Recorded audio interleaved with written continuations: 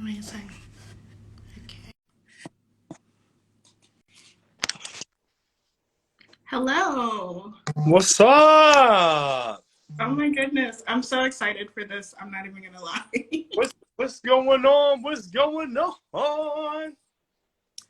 I am such a fan of yours. I was introduced to you through Dr. Norman Conti, who is part of the House of Life and the El Sonor Banu think tank, which I think we're both familiar with.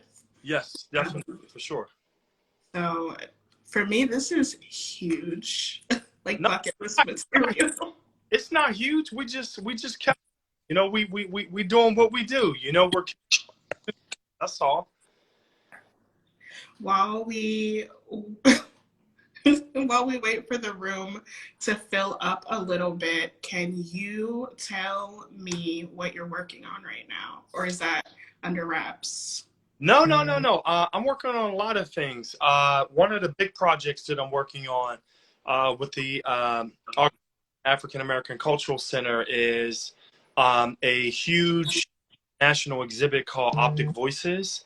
I'm not sure if you're familiar with uh, that sort of branch of work. Optic Voices, an interactive photography exhibit that surrounds social change, and follow opticvoices.org. But I am the one of the two first artists for the August Wilson African American Cultural Center, their Build residency in partnership with the Richard King Mellon Foundation. So for the next 2 years, I'll be really putting together an extensive body of work called Optic Voices Mama's Boys, which is an interactive photography exhibit that doesn't necessarily focus on the trauma of Black males that have been killed by police or other black, but it focuses on the healing of mothers, right? A lot of times when we see all this trauma that we have to unpack when it comes to, when it comes to these spaces of social justice, a lot of individuals or media, for that instance, they romanticize the killing of the men, and they fail to focus on the healing of mothers, right? And in 2020 with George Floyd, his very last words was calling out to his mother, no one else on the planet. He said, "Mom, I love you." You know what I mean? And his mom wasn't even there. She wasn't even in the presence. So it underscores the importance of the relationship that we need to have surrounding the healing of mothers and situations like that. No, I think that's so incredibly important. I know that I think I saw it on Hulu, but they were talking about Emmett Till's mother, and they had done sort of like a dramatic reenactment of Women of the Movement or something similar to that. And I remember thinking, Emmett Till's mother made a choice, but so many Black mothers don't make a choice to Yeah. become the face of the movement, whatever you want to call it, whether it's against police brutality or gang violence, whatever it is. These are not women that are making a choice. They're forced into the public spotlight, and they're forced to really put their trauma on display for the consumption of everyone else. And we don't really give much consideration to their healing process and their mental stability and what it does to them to be made a martyr. Yeah, absolutely. So that's what I do. I'm not one to, have signs and put together protest signs and draw that. I fight differently, and I fight through the vessel of art. So that's one project that I'm working on, and I'm also working on another project called the Ebony Canal, which is it's a film about Black births and Black infant mortality in Black and brown communities. So we start production on that in March. And it's a really important subject that we talk about infant mortality a little bit more than we have. It's not a subject that we can sweep under the rug as you come in the door, right? it's something that when we do come through the door, we got to shoes off and really examine and get comfortable in the space. So, again, special thanks to the Richard King Mellon Foundation. The Ebony Canal is going to be a very powerful film, and we look forward to putting that together. So that's two huge projects we're working on. Optic Voices, Mama's Boys, that premieres fall of 2022. The Ebony Canal, which is a film on Black infant mortality. I mean, all of that sounds incredible. I can't wait to see what it looks like or what both projects look like. Absolutely. That's what it's all about. It's about telling these stories, right? As film directors, we have to step out of the box in order to step into a new circle of storytelling. And that's pretty much what I like to pride myself on is how do we really approach stories in a very new way and from the lens of Black and brown people. So I think now more than ever, is starting to orbit around these Black stories. Awesome. Well, now that some people are coming into the room, we can go ahead and get started. Oh, wow. I thought we already got started. Again. Just first question right off the bat, deceptively simple, I think, but who are you? What do people need to know? Well, what I would like to do is encourage individuals to go onto my website, emmai.alaquiva.com, opticvoices.org, and do a little bit of Googling to figure out, kind of who I am. Right now, without all the, the circus that surrounds kind of what I've done, I'm a strong Black man, strong pops, father. So that's who I am. A creative professional, a cinematic poet. I like to tell stories, and I like to contribute to the arts in a way that when I'm long gone, individuals will know the impact of my life while I was here on Earth. Awesome. Yeah.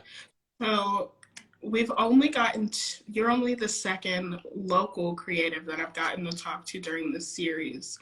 But one of the questions that I always have for local creatives, especially Black creatives, why Pittsburgh? What makes it home? And I'll preface that by saying I moved here from Miami in 2017. And the first question people always ask me is, why the hell would you move to Pittsburgh from Miami? And I say, either you get it or you don't. I can't make you understand. Yeah, absolutely. Well, my mom's side of the from Pittsburgh, father's side of the family, Brooklyn, New York, New York all day. But, why Pittsburgh? Why not Pittsburgh? And I think really in the talents and the purpose that you have in your life, you can be in the world and execute, implement it. You don't have to be in a certain place in order to, have bricks, be laid on the foundation. It's all about relationships and connections and utilizing your resources at the end of the day. With technology, we have access to so many resources that, of course you would come up from Miami and explore Pittsburgh and what it has to be. I wouldn't like to be a goldfish or New York. I'd love to be a piranha, right? And then from my impact in a piranha in Pittsburgh, if I do it right enough with the purpose that I need to be doing, it'll affect everybody around the world, right? Pittsburgh's not some slouch city. It's not some city that's like you pull over on the side of the road. No, there's some incredible individuals, some incredible organizations right here in the city of Pittsburgh. It's just, we do things a little bit differently. Our water tastes a little bit different. Our sunny, little bit, less a lot of individuals around. And one thing I don't like, the word I don't like to play with so much is being classified as local, because I'm Pittsburgh based, Sure. but I'm not really, I'm never local thinking. I'm always thinking on a global scale. We just happen to here in Pittsburgh, right? Um, yeah, so that's pretty much, why I chose Pittsburgh. Pittsburgh is a beautiful curve. And that term if you want to, kerfuffle. I think Pittsburgh's a beautiful kerfuffle, and I'm utterly grateful to work with some amazing organizations and really be in a space of outstanding people here in Pittsburgh. Awesome. I think kerfuffle is probably a really apt adjective when it comes to Pittsburgh. One of my favorite things is that you can cross a bridge or cross a street and go from one neighborhood to the next and get a completely different experience. Yeah, And absolutely. you can still see your front door. Yeah, you can still see your front door, but I think that's the beauty of it, that you can go across the bridge and really accept some culture. Um, I think what's good is when we cross that bridge, don't cross over that bridge with certain assumptions. I was told by a wise jitney driver that you assume 9 times out of 10 only the first 3 letters to apply in all that you do. Absolutely. So when we cross over that bridge, let's not take those preconceived assumptions that will sort of already put you in a certain amount of space of prejudging. I like to cross the bridge and wonder what's on the other side, and wonder also when I cross that bridge, what can I bring back across the bridge back to my side. Absolutely. And prove who I am. Absolutely. That makes a ton of sense. I think sometimes I get asked, well, you've been here for a few years, so what's your favorite neighborhood in Pittsburgh? And I think always the assumption when you're in your 20s, you're just starting your career, the assumption is you'll say something like East Liberty or Lawrenceville. I hated living in Lawrenceville. My favorite neighborhood in Pittsburgh was actually Lincoln Leamington because it felt like home. I saw people that looked like me. I got to know my neighbors. It felt like coming home. Yeah, absolutely, for sure. And of course, how you've grown, and you make space that can be home. That's what we have to do, as artists. That's what we have to do as photographers. That's what we have to do as film directors. Is what are we doing in order to make that current project home for us, right? And that's why my media agency that I'm president of, Your Mom's House, is because I always want that that reminder that some of the first discoveries as artists that we recognize are discoveries that we recognize in our mom's house. So that's why when people back in my neighborhood, growing up, would say, "Hey, listen, I want to come to your mom's house." Even though I had a studio there, individuals sort of started to connect with that Your Mom's House brand.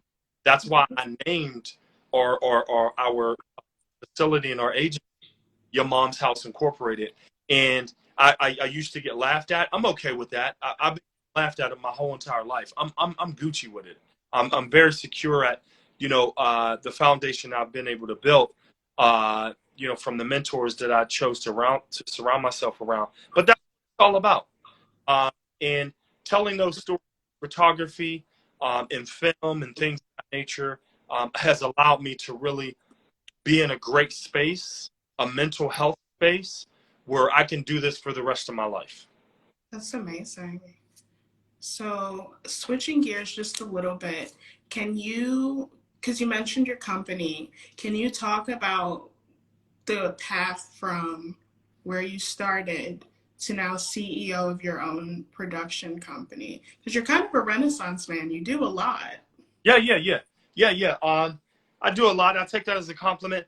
So here's the thing. I used to be, goofy, hard to deal with, an a-hole at sometimes. But I knew that those were adversities that were prerequisites for me to become the person that I am today. Nobody's perfect on the planet. Nobody. And if people think that they're perfect, better than everybody else, there's an issue they have to deal with. So, I came up with that mentality that I had to do everything by myself. I had to work by myself. I had to make sure everything was cool. I used to have to save money and put it in a shoebox. I didn't understand, and I didn't necessarily grow up with the understanding of financial literacy, the importance of relationships, how to treat, how to be kind, be assertive without being aggressive. Like I had to learn all of those, through trial and tribulations. And I messed up a lot of relationships. I'm gonna just keep it a beam with you. I'm not here for just cupcakes. I'm here for the mud cakes also, because here's the reality: mud cakes can build some of the strongest foundations you'll ever have in your life. So once I put the cupcakes away and trying to fake it till I make it, I started to accept my mud, and I began to restructure those mud cakes to build a new way I rolled as far as treating people, building relationships, things of that nature. And most importantly, I recognized that I can't do everything by myself. One of the number one things that entrepreneurs get wrong is that they think that they can do everything by themselves, and they start bossing up. There's a difference between bossing up and then. So I switched my whole way of thinking from bossing up and being this boss and big time CEO to building individuals around me. If I am at the table entrepreneur and I'm the only one eating shrimp scampi and everybody else is eating hot ramen, there's something wrong with my leadership practice. So growing up, I had to restructure and recalibrate and do inventory on myself. Once I did inventory on myself, I recognized what I had and what I didn't have. I recalibrated who I was, and then I started to invest in people. And that is when my life began to turn around and to shift into another direction, is when I recognized the importance of investing in people. And that's what I do today. That's what changed my life, and that's what I'll do for the rest of my day. As a leader, as a CEO, as a father, as a man of my community. Sure. I mean, that sounds it sounds like very much common sense, but it also sounds, this is going to sound like an insult, but it's not, I swear. It No, sounds super strange coming from someone that has multiple Emmy awards, someone that's worked with these major corporations. You're CEO, you're constantly putting out work.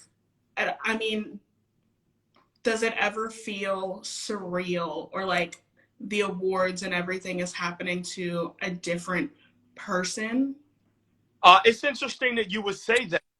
It has happened. It's happened to a different person because I've decided to change my life, right?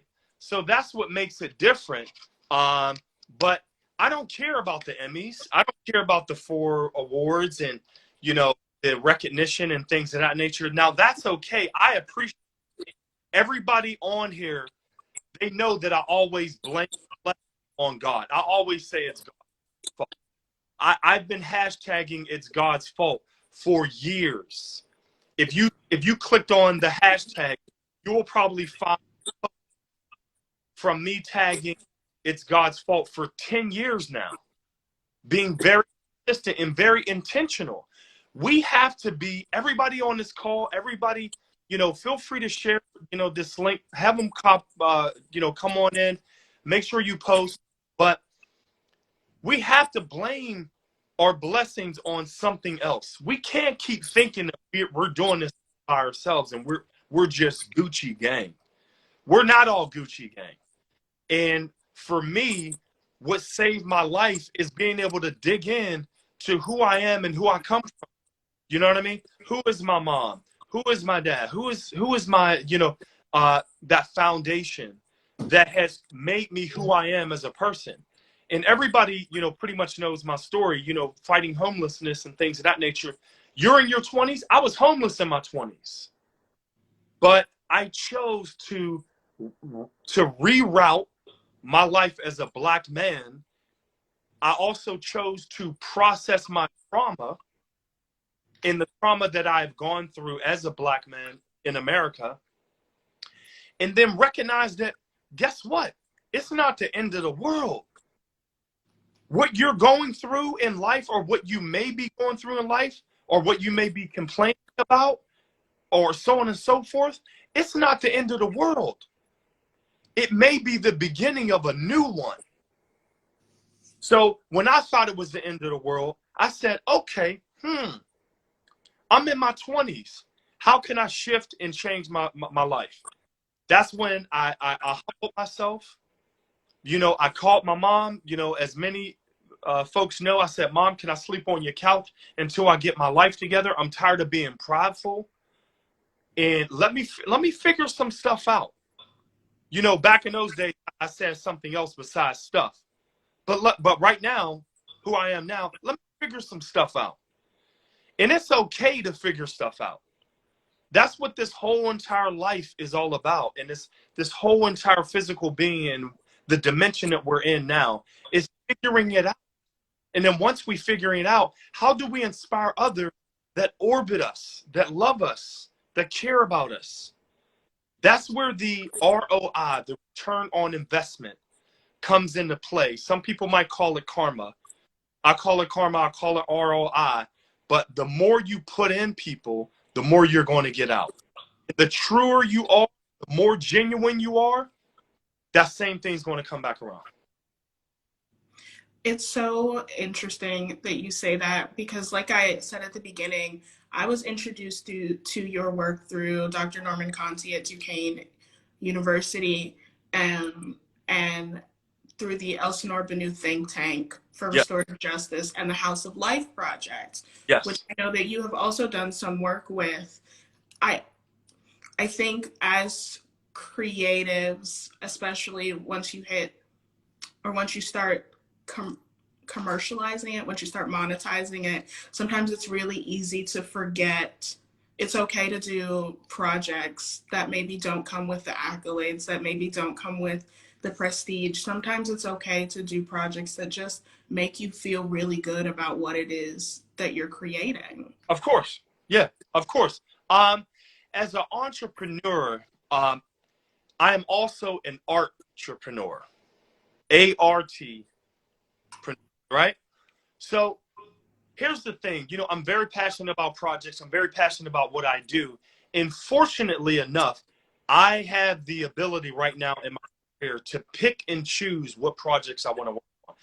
I'm not out there doing music videos of,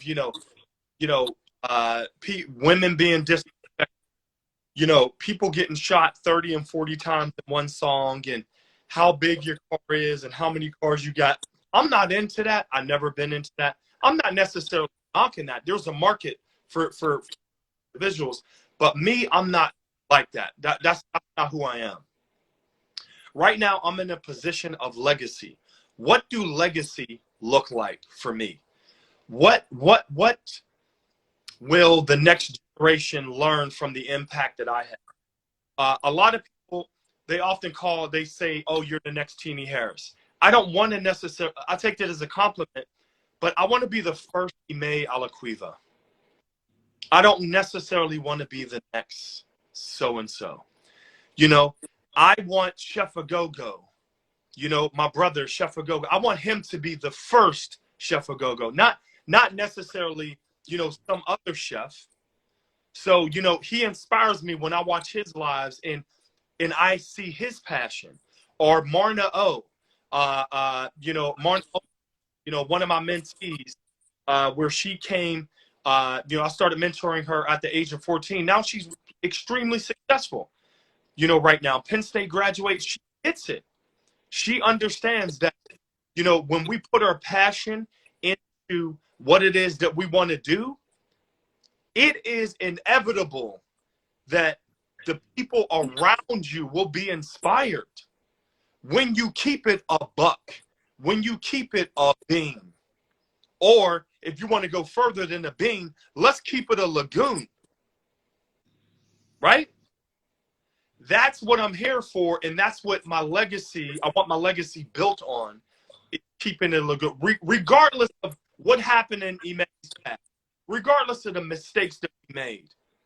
As long as we choose to not be our mistakes, we can change our lives forever. And when we change our lives forever, we trickle that down to our offspring and our next generation. So Emmy Awards, 1, 2, 3, 4, it's just furniture to me. I want to keep changing people's lives. I think that's super important. I definitely think there's something to be said for putting the authenticity of like all of your past experiences and even your current experiences into your work. I feel like it just creates a better quality of work. One, because people are resonating with it because it's somehow relatable to them. But also when you put a piece, I mean, it's your art. You have to put a piece of yourself into it Sure. anyway. But when you do that wholeheartedly and you do it authentically, the work speaks for itself. Yeah, it should speak for itself, right? And you know, if you go into a restaurant and you know the food is either good or not good, but that depends, you know, based on how good the food is, determines if that person is going to keep coming back. So I use it as a metaphor is, you know, one thing I learned from Michaela, my daughter, and I'll share it with everybody on this live, is if you're real and authentic full time, you never have to be fake part time. Let me repeat that again. If you are real full time, you never have to be fake part time. And I learned that from my daughter is because a lot of people are just like, oh, you're only 8 years old, you're 9 years old, you're 10 years old. How are you able to, you know, be this real and this authentic, you know, recognize so many things at such an early age? She's just been, and young children, you know, they don't know how to really be fake. They keep it 100 all day. They keep it 100 all day until they learn how to be fake. They learn how to be phony. You know, I'll keep it 100. I used to be that person until I switched my whole life, and I'm like, wow, if I just put in the energy to be who I am and give people the opportunity to orbit around who I am, whether they like it or not, I'm okay with that because that gives me inner peace. That gives me the filmmaker and the stories that I tell, the photography, because in my photography, whatever I do with that lens, as a photographer, I only want to tell the truth. That's what separates me from other photographers is I only want to tell the truth through my lens. And if you look at some of my photography, you can see and feel the truth in it. That's why a photo speaks 1,000 words is as me from the angles and the emotion. I am responsible for putting 1,000 words into that photo. And I'm responsible for freezing a moment in time that is going to affect the rest of the world. So when you look at my photography, that's the reason why sometimes it resonates with so many individuals is because I'm not there to just press a red button. I'm there to press a green button for individuals to explore what's in that particular photo. Amazing. I mean, that makes all the sense in the world to me. So, switching gears again just a little bit, I asked Chancellor Humphrey this question yesterday, but I want to ask you too, because when I was reading the bio that your assistant sent me, there were a lot of names, corporations in there. You've done a lot of really prestigious work, we'll say. Does it ever feel like, as a Black creative, that they are more interested in how your face can benefit them than they're interested in like your actual vision and your actual story and what you're bringing to the project? So that's a great question, but growing up, one thing I love about my father is my father, he never really cared about what people thought of him at all. Period. Point blank. He was always and is, he's still with us. He's always who he is. And it's easy for people to pick and choose how they want to interact with him. And I learned from my father growing up is, he's very charismatic. He connects with a lot of individuals, but he doesn't have to do a whole lot of dancing around to try to get people to accept who he is.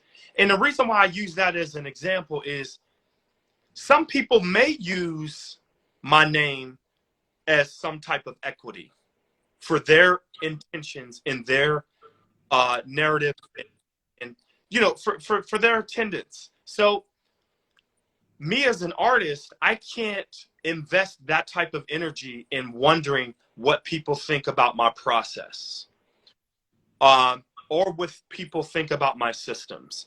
I serve on the Pennsylvania Council on the Arts under Governor Tom Wolf on a statewide level, overseeing millions and millions of dollars in grants for artists. And I don't think that I was chosen just to be that face of equity. I was chosen because I have something to bring to the table. Sure. And all my collaborations, all my partnerships, I pride myself on being able to bring quality work to a certain project. And regardless if they think, oh, we're with Emmai Alaquiva, oh, da-da-da. People are going to do that all day long. Organizations will do that all day long. But I want to focus on genuine equity that's really going to make an impact on others. I have no think about if I'm chosen just for a brochure or if I'm chosen really for my talents and my ability to be a part of something bigger. Sure. So I guess jumping off of that question a little bit, one of the reoccurring themes throughout these interviews has been capturing the Black experience and like what that actually means and prioritizing the authentic Black experience over capturing stereotypes. Can you talk about how it's kind of a silly question given what I know of your work, but can you talk about how important capturing that experience is for you and how it makes its way into your art?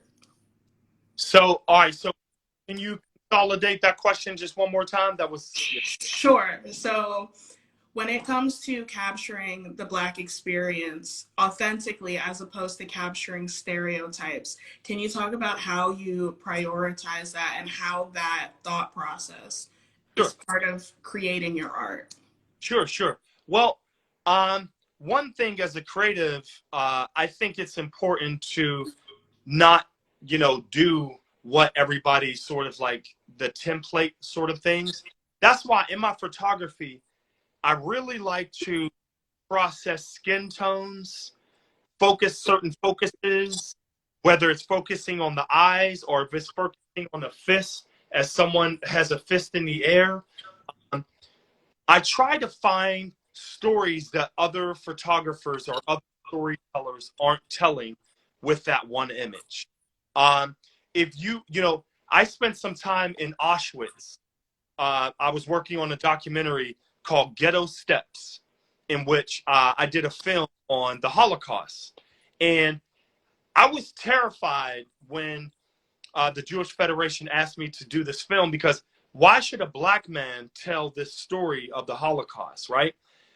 And I was terrified to tell the story until I flew over to Warsaw in Poland in a concentration camps, and I began to parallel sort of what was going on with Jewish people with my own story. So I use that as an example on how sometimes we have to step out of the box in order to step to a new circle of recognizing who others are around you and allowing that to build you into a better person. Same thing we did with Unspeakable, which was the Black Lives Matter PSA for the deaf and hard of hearing that went viral around the world. No one in my family is deaf, but we took the wherewithal to start to step out of our box in order to step into a new circle.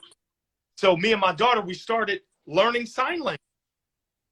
And when we started learning sign language, those are some of the aspects of being rich and genuine versus doing it for the gram. We don't do it for the gram. We do it for generations. And we don't want nobody to get them G's mixed up. Some people do it for the gram. We do it for generations. And that is our responsibility as artists. That's our responsibilities of storytellers to keep it genuine versus the stereotypes. Sure, definitely. So I guess one of the things that I hear a lot in this region, or when I tell people I'm a photographer, I live in Pittsburgh, or based in Pittsburgh, one of the things I hear a lot is, well, why? Are there Black people in Pittsburgh? Is there a Black artist community in Pittsburgh? Like, what is there for you? Can you talk a little bit about, I guess, your response to something like that? Because it comes up a lot. At least for me, it does.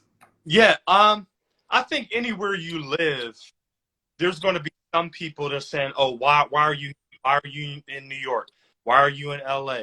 Why are you in Atlanta? Why are you in D?" I get a lot that, why are you in Pittsburgh?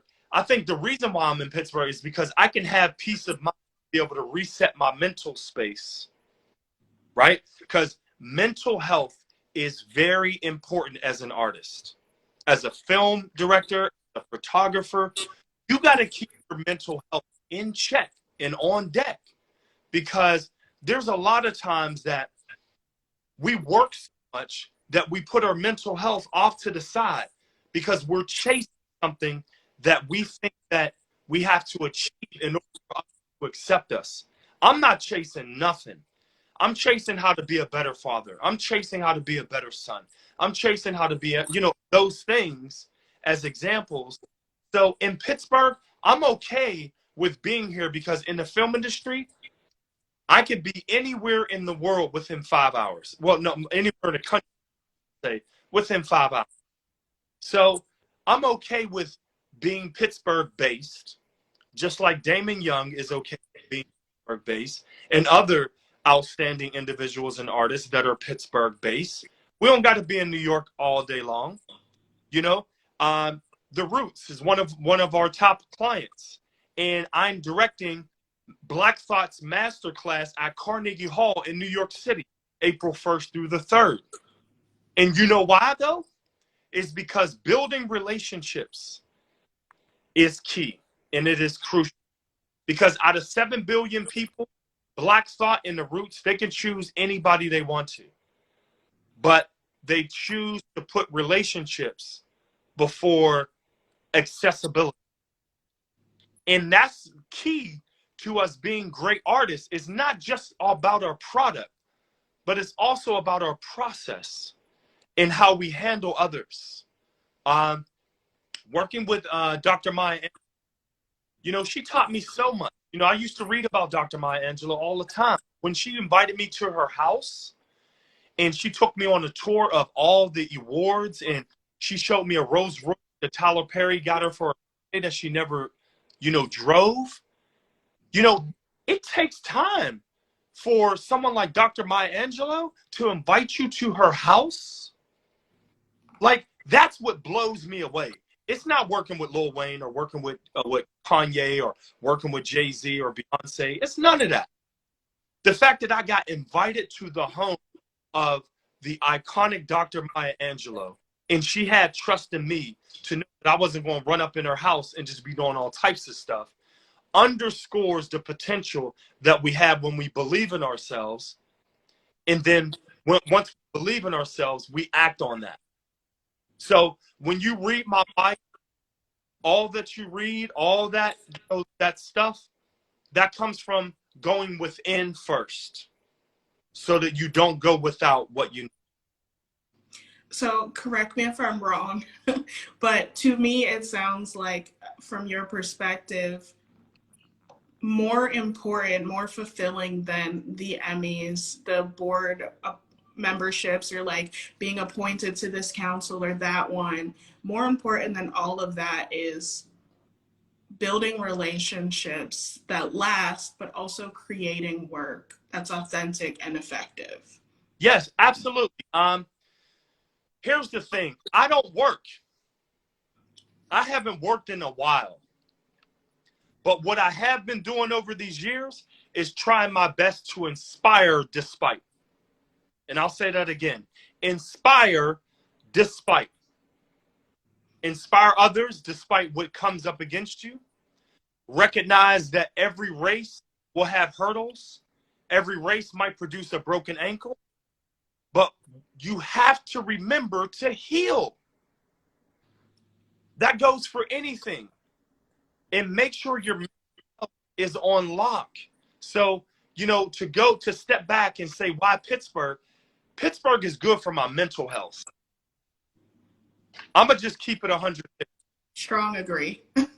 Yo, listen, I can only do New York, even though our family, my pops, Brooklyn, New York, do or die. Brooklyn. But I cannot find myself in New York more than a week. I can't find myself in LA more than a week. But I can find myself here in Pittsburgh with my family and all the amenities that Pittsburgh has to offer, turn that into a process and still do 60 to 70% of our work outside of Pittsburgh and still win. Absolutely. We can do this. Absolutely.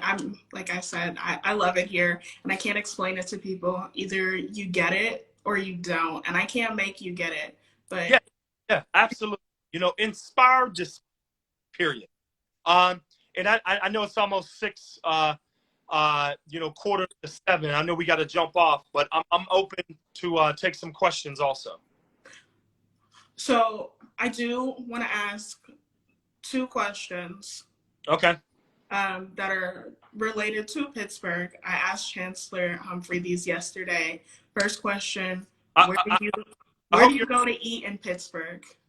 Where do I go to eat? B52, Onion Maiden, and Nikki's Pie. They have incredible vegan options that are absolutely amazing. Great environments and good people. I love Nikki's. Best Thai food in the city. I'm willing to fight about it. Let's do it. Second question: where do you go to buy camera gear in Pittsburgh? I don't buy any of my camera gear in Pittsburgh. I buy it all from B&H Photo. Okay, that's a pretty common answer, I think. But if there's anyone in the audience that has questions, please feel free to throw those out there. Yeah, I'm questions. What's up, Dr. Jones? Okay, Miss Yolanda in the house. Yeah, anybody got questions? Throw them out, put them in the chat.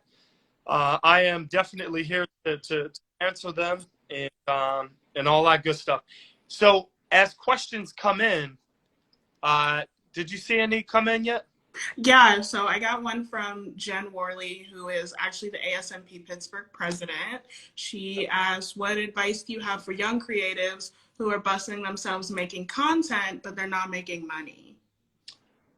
So I would think, well, I believe the best advice I can get to them sort of up and coming is I would still continue to dive into work that you would do regardless if you got paid or not.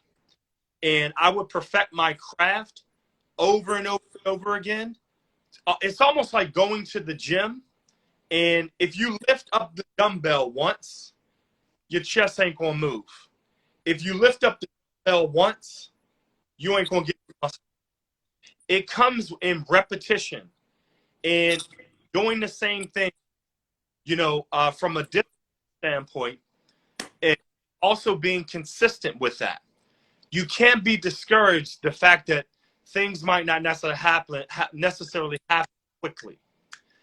How I started, I purchased a Canon 7D from Best Buy on 23rd Street in New York. And I never took a class for any of this. But what I did do is I took that camera, I pulled it out the box, and I just kept upon shooting, almost to the point limitless. You have to work, and you have to be consistent, and you have to be persistent. And eventually, people started to hear about my work, started to inquire about my work, and that's when things started to happen for me. And one thing is to have your admin together, like have your stuff together, have your paperwork in order, have your process in order. 3 letters that I'm gonna tell everybody on really quickly. My belief is the letter P for processes, the letter S for systems, and the letter T for templates. PST. That's how I do everything. I create a process to build a system, and then once that system is built, I build a template that runs itself. So you as young photographers, as young filmmakers, create your process that works for you, build a system, and then create that template. And my last example is that Amazon was not the first to sell goods and mail them off to people. They weren't the first to do that. But they had the #1 process in the world, and they created the greatest system in the world. And all they do, every single day, they use that same exact template from 24 hours a day. That's what it is. Absolutely. So I got another question here from the Real Russian Bull. Oh, straight out of Philadelphia. What's up? Is your handshake still made of steel? Yeah. I think a hard handshake is extra dope. You know what I mean? I think it's good. During COVID, it turned into a pound. So pounding individuals is really great. But most importantly, I love, shaking hands and then coming in for a brother hug. So I can't wait to see the Real Russian Bull in Philadelphia for the Roots picnic, so I could give him a hard handshake into a hug. All right, next question. What is the most life-impacting project that you've worked on so far? The most life-impacting project I've worked on so far has to be Unspeakable, which is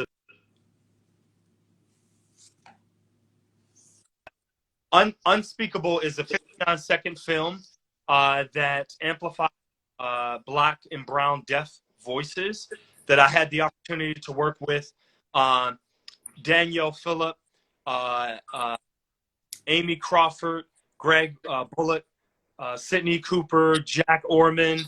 I've been able to work with, Michaela, my daughter, and I've been able to work with some outstanding individuals. And the fact that at 8 years old, she was featured on Good Morning America and featured in one of the top television networks in Japan, and that helped Unspeakable be seen by over 300 million people in over 60 countries, underscores that when we have something in us, we have the potential to go global and to have everybody in the universe listen to what you got to say. And then from just a kid from Wilkinsburg, you know, growing up with a hard life, former homeless individual,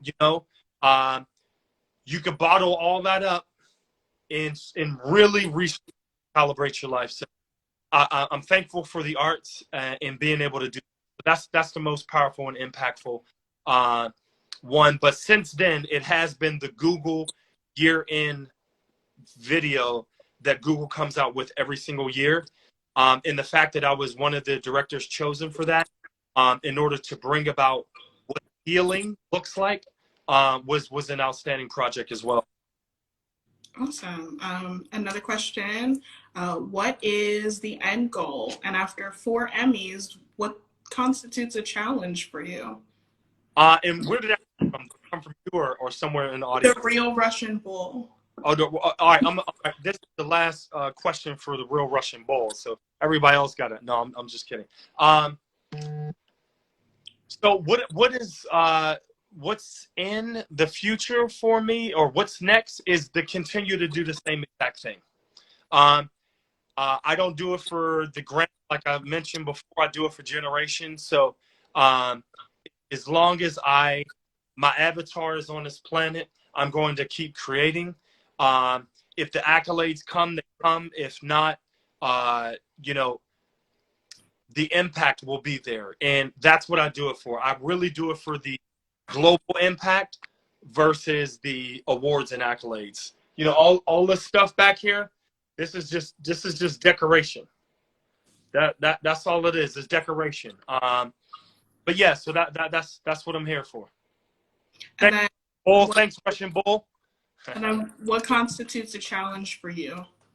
What constitutes a challenge? I don't really look at things as a challenge. I think the only challenge is protecting my space, protecting my mental health, and protecting my spirit energy, right? That constitutes a challenge because there are a lot of individuals that are either chargers or drainers. And we have to select who are chargers in our life and who are drainers of our life. So that's a challenge because sometimes people have ill intentions, and they will always have ill intentions. But I'm okay with that because it allows you to be a better individual when you know how to separate those two. I am into surrounding myself by chargers. I love chargers. I love looking online and looking at other individuals that inspire me. That, there's no jealousy there. There's no jealousy. There's wow. How can I be inspired by what Chancellor does? How can I be inspired by what Njai does? How can I be inspired by what Damon Young does through his writing? And I chose my weapon carefully. My weapon is a camera with about a piece of glass that's about a half-inch thick. That is how I'm changing the world. That's how I'm going to continue to change the world, despite the challenges that might come on my plate. Absolutely. So one last audience question before we wrap up. George Lang would like for you to describe one of your processes. Yes. All right. So one of my processes, let me talk about unspeakable. Sorry to talk about unspeakable, but so here's the process. I was going out into the streets during the uprising after George Floyd. I was taking photos and pictures and things, and I was bringing those home and sort of processing those. But, my daughter caught wind of it, and she wanted to get involved. And as a father, I had to explain who George Floyd was to her, and she was 8 at the time. And she inspired me to want to do something more. So I did something more with her influence. And then I called my friends that inspired me. I called Stephen Butter Anderson, who is a multi-platinum award, winning, Emmy award winning music composer, who's also a childhood friend, where he's from Bells Hoover, neighborhood of Pittsburgh. But I've always watched him since I was like 15, I've always watched how he moved and how he was so dedicated to his art form. I was so inspired by that that I took a lot of that for my own, you know, in what I do today.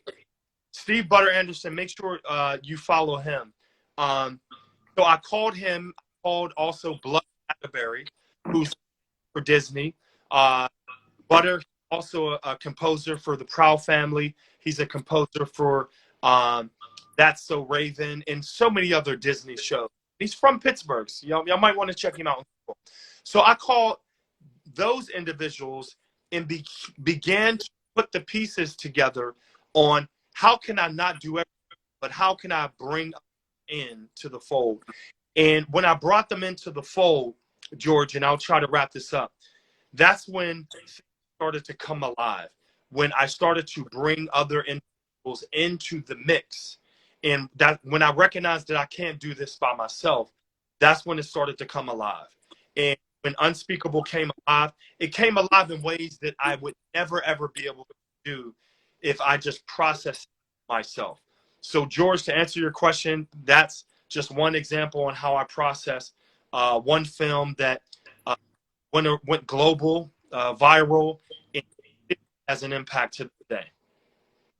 Awesome. All right. So 2 questions to wrap up. First one. Oh, you said that last one was a wrap up. These are for me. These are for me, not Right. the audience. First one. Did I miss anything that you absolutely wanted to talk about? I think we should talk about connecting after this, figuring out how I might be able to change life. And also, you know, feel free to tap in with me on Instagram, Facebook, LinkedIn, whatever the case is, whatever you need to do in order for me to help you get to that next level. Let's do it for sure. I mean, I so appreciate that. I will definitely send you a DM. Yes. Second question, where can people find you? How can they support what you've got coming next? So what I have coming next is Optic Voices in the fall of 2022. The Ebony Canal, Black Lives Matter, the Black Infant Mortality. Feel free to go to my website, opticvoices.org, yourmomshouse.com. Tap in with me there, and we'll chat and we'll keep it going on. And make sure you Google some of the great individuals that I have today. Amazing. Well, thank you so much for spending an hour with me. And in a more general sense, yeah, thank you for everyone that has been with ASMP for the month of February throughout our Black History Month interview series. I mean, shout out to ASMP for giving me the platform to do this and to highlight some really amazing Black talent. If you look at the ASMP Instagram page, you can go back and watch all of the interviews. They're with Dallas Logan, Day Howerton, Charon Ingram, and Chancellor Humphrey, who runs the Keep Pittsburgh Dope Instagram page. And of course, this one will also be on the Instagram page. Love it. So people will be able to, right? Yes. Yes. My last thing, the Russian Bull told me to not forget is the Roots picnic this year. I've been helping direct that since 2012. So I hope to see y'all at the Roots picnic June 4th and 5th in Philadelphia at Fairmont Park. Amazing. Well, thank you again for agreeing to do this and taking time out of your busy schedule. Let's talk. For everyone watching, have a wonderful evening and make sure to go back and watch the other interviews too. Have a good night. Take care, y'all. Peace.